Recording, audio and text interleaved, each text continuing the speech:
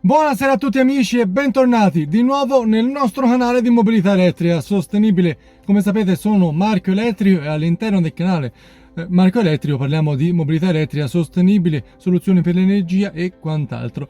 In questo video parliamo di un mezzo estremamente interessante, Citroën ci riprova e per me alla grandissima. Dopo il grandissimo successo della Citroën Ami, che davvero per quanto riguarda il mondo elettrico, cittadino, quadriciclo, quindi per tutte le persone sopra i 14 anni, arrivando fino a Massimiliano e ben oltre. Massimiliano, e saluto perché spesso e volentieri ci sentiamo, possessore della Citroën Ami, con la Citroën Oli per me fa un passo davvero ulteriore. Io la chiamerei quasi la Ami 2.0.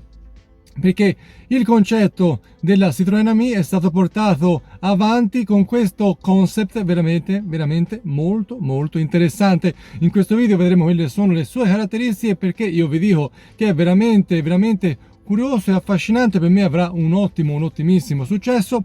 Manca alcuni dettagli nella presentazione, ho guardato anche all'interno di 1,5 miliardi di siti internet, non mi è riuscito a trovare esempio il dato della capacità di carica, a quanto arriva il picco di carica della Citroën Oli, però abbiamo un po' quelle sono le tempistiche. Insomma, all'interno di questo video vedremo tutte le caratteristiche di questo mezzo. Siete pronti?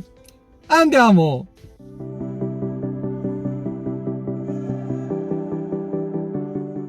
Come vi dicevo, la filosofia che c'è all'interno e dietro la Citroën Oli è veramente molto interessante. Stavo guardando anche quelle che sono le dichiarazioni dell'azienda medesima, la Citroën giusto appunto, che parlava della mobilità elettrica, parlava di vetture elettriche popolari che non devono raggiungere e superare quelli sono i 25.000 euro all'acquisto. Poi naturalmente ci sono le scontiste in concessionario e gli incentivi statali. In più non devono andare ovviamente a superare quelli che sono i 1500 kg di peso. Con questa vettura sono riusciti, a quanto parla l'azienda medesima, a raggiungere entrambi gli obiettivi. Il prezzo non lo abbiamo ancora a disposizione, il peso sì, parliamo di 1000 kg. Veramente affascinante, perché è un mezzo dai 40 kWh disponibili. Vi dico disponibili perché l'azienda stessa dichiara che la vettura ha un consumo di 10 kWh su 100 km e dà come autonomia 400 km, il che vuol dire che 40 kWh sono l'utilizzabile. Dato curioso, perché tutte quelle del gruppo ex PSA, poi confluito in Stellantis, le vetture che va a vendere parla della capacità totale della batteria e non dell'utilizzabile, quindi curioso da questo punto di vista. Vi faccio un esempio, magari qualcuno non è proprio pratico al 100% di mobilità elettrica. Una vettura elettrica ha un pacco batterie, nel nostro caso 50 kWh, che però non sono totalmente utilizzabili. C'è un buffer, c'è un differenziale tra l'utilizzabile e poi invece la capacità interna della batteria. Questo perché eventualmente rimaniamo a secco, non si va a sciupare quello del pacco batterie, perché c'è comunque sia una parte residuale che rimane sempre carica e non è possibile utilizzare, più o meno un 10-15%. La nostra vettura è un 50 kWh, utilizzabile 42, almeno se avete questo termine di paragone. L'azienda Citroën, come dicevamo, dichiara 40 kWh utilizzabili e quindi è un dato molto interessante. Andiamo a vedere con slide dedicate, immagini e video questa vettura con le sue caratteristiche. Andiamo. Come dicevamo, la vettura, la Citroën Oli, è lunga 4200 mm di lunghezza, larga 1900 mm, alta 1650 mm. Ha una velocità massima di 110 km/h. Molto interessante anche da questo punto di vista, perché l'azienda Citroën stessa dichiara questa vettura come cittadina, ma insomma ragioniamone ragazzi, un mezzo di 4,20 m, un mezzo che raggiunge comunque sia i 110 km/h di velocità massima di punta e 400 km di autonomia. Molto interessante. Continuiamo. Inoltre, come possiamo vedere all'interno della vettura e poi anche all'esterno, cominciamo dagli interni, dai. Agli interni, come vedete, è molto interessante e curioso. Esempio, quelle sono le sedute sono realizzate integralmente in stampante 3D, questo per risparmiare peso e dargli anche una trama veramente molto interessante, come anche i poggiatesta posteriori attaccati, come vedete, al soffitto, veramente molto interessanti, realizzati anch'essi con la medesima tecnica. Questo raggiunge veramente il top di design e di anche leggerezza del mezzo stesso. Come vedete, alla plancia di comando non vi è uno schermo. Non vi è uno schermo perché l'azienda stessa ha fatto un discorso interessante, intelligente per contenere i costi e dare un qualcosa di più, abbattere insomma i pesi, i costi e quant'altro. Hanno fatto questo ragionamento, hanno detto: all'interno di una vettura termica o elettrica che sia, spesso e volentieri il sistema infotelematico è un po' obsoleto, l'abbiamo notato anche noi all'interno della nostra Opel Corsa elettrica, rispetto a quello che è un device tradizionale, uno smartphone che abbiamo tutti all'interno delle nostre tasche. Il sistema infotelematico di una vettura è, diciamo, un po' più arretrato, e quindi il loro ragionamento è stato, invece di dare un servizio diciamo non all'altezza del brand e per risparmiare all'acquisto e al peso nella vettura, di mettere, diciamo, la disponibilità del proprio device, quindi nel caso nostro lo smartphone che utilizzo ora in registrazione, attaccato ad un dock, e utilizzare il medesimo smartphone per vedere quelli che sono i dettagli della vettura, navigatore e quant'altro. Un dettaglio che non mi dispiace, che abbiamo già rivisto per esempio sulla Volkswagen i-Up. Se vi è capitato di vedere la vettura, la app elettrica, credo anche termica, ora io sono più, diciamo, attento alle versioni diciamo a batteria, vedrete che non vi è uno schermo, diciamo, dell'infotainment, ma viene utilizzato proprio specificamente quello è il nostro device. Interessante come dettaglio. Vi è comunque sia uno schermettino piccolo che vi permette di visualizzare comunque sia le notifiche eventualmente, no, di un messaggio e quant'altro.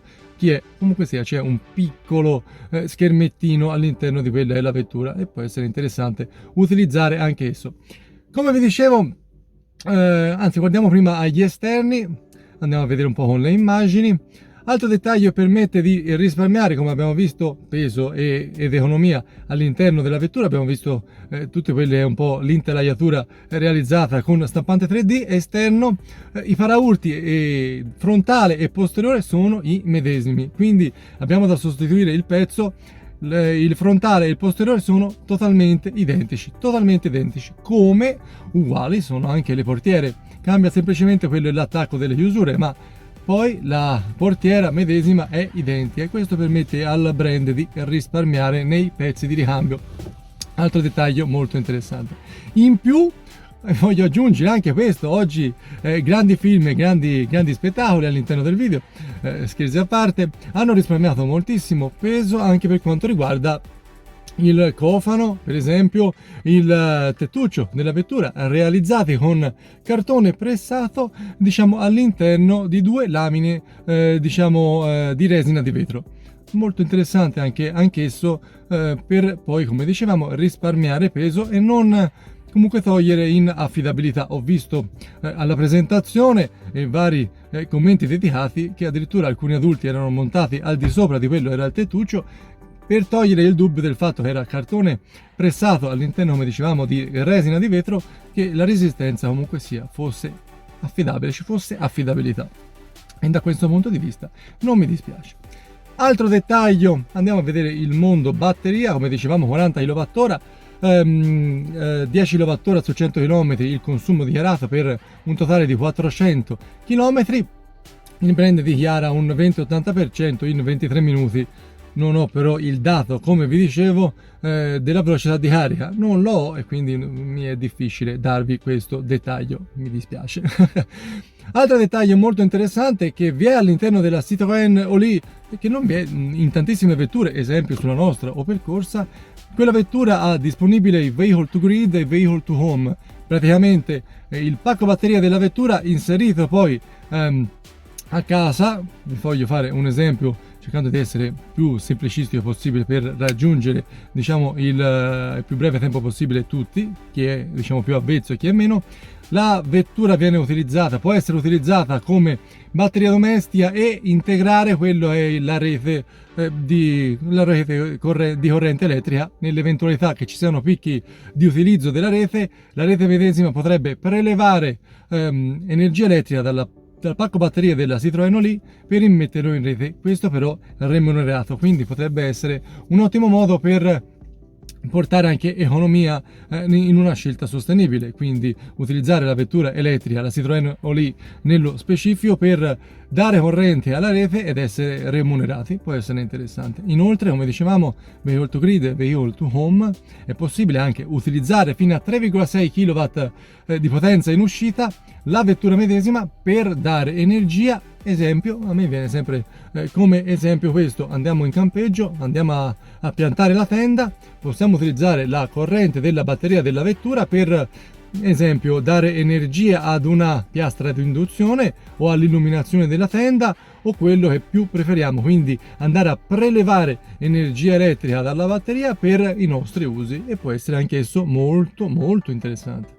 Questa vettura, ragazzi, ha tanti dettagli che mi piacciono particolarmente. Gli interni realizzati con stampante 3D strizzano l'occhio davvero al mondo più giovanile, perché diciamo anche la stampante 3D e quelli sono i dettagli a me piacciono tanto, e soprattutto sono convinto che piaceranno ancora di più a quelli che sono più giovani del sottoscritto. Vettura molto interessante. Aspettiamo quelli che sono un po' gli ultimi dettagli del caso, quindi come vi dicevo la velocità di carica io sono molto curioso, anche magari di vedere un po' qualche dettaglio in più, esempio particolare quello del vetro frontale che è praticamente verticale, questo per avere una dimensione più ridotta, e visto anche le velocità più diciamo non trascendentali, non superiamo i 110 km di autonomia, andare a abbassare un po' di peso e quant'altro. Scelta simpatica e curiosa, ecco, da vedere e da mostrare. Comunque, dopo il successo, come dicevamo, della AMI, per me questa vettura ha tantissimo potenziale, e aspettiamo gli ultimi dettagli e anche quanto costerà per avere gli ultimi davvero resoconti, che ovviamente all'interno del canale Marca Elettrico vedremo senza ombra di dubbio. Io ancora vi saluto, vi ringrazio, vi ricordo che sono usciti finalmente quelli che sono i decreti attuativi per acquistare una vettura elettrica con incentivi potenziati. Vi ricordate, ne parlavamo alcune settimane fa, che ancora i decreti attuativi non vi erano stati promulgati, sono stati approvati. È cambiato qualcosa rispetto a quanto dicevamo alcune settimane fa. Esempio su tutti, è rimasto 7.500 euro con rottamazione, non è più 6.000 senza rottamazione. Non è più il discorso dell'ISEE, ma si guarda semplicemente e solamente, scusatemi, il reddito, ma si guarda semplicemente e solamente i 30.000 euro di ISEE. Comunque sia, qualcosa è cambiato rispetto all'approvazione della legge, come dicevamo con i decreti attuativi, qualcosa è cambiato. Credo che nelle prossime settimane, casomai, faremo un video riassuntivo, diciamo conclusivo di quello che poi è stata la legge, il decreto attuativo approvato. Aspetto casomai un dettagliuccio, perché è stato promulgato anche l'acquisto con incentivazione dell'80% della wallbox, molto interessante. Quello non vi è specificato è come questo 80% viene, diciamo, stornato al cliente finale, se vi è uno sconto, diciamo, da recuperare direttamente a 7,30 o non lo so. Io credo di sì. Vi faccio un esempio: 2 anni fa noi abbiamo acquistato la nostra wallbox, all'acquisto all'epoca vi era il 50% di incentivo che veniva portato a 7,30 per ritornare in 10 anni del 50% della spesa, oppure uno potrebbe utilizzare lo sconto in fattura. Ora si parla di 80%, per me il sistema sarà il medesimo, quindi o sconto in fattura o detrazione da riprendere e recuperare in 10 anni con il 730, però manca questo dettaglio che ancora non vi è disponibile, quindi casomai aspetto di vedere davvero l'ultimo dettaglio per darvi un servizio a 360 gradi. Ecco, comunque vi ricordo, vi faccio presente che l'incentivo è stato approvato, i decreti attuativi ci sono. Siete sotto i 30.000 euro di ISEE, andate in concessionaria, avete 7.500 euro di incentivo con rottamazione. Molto interessante.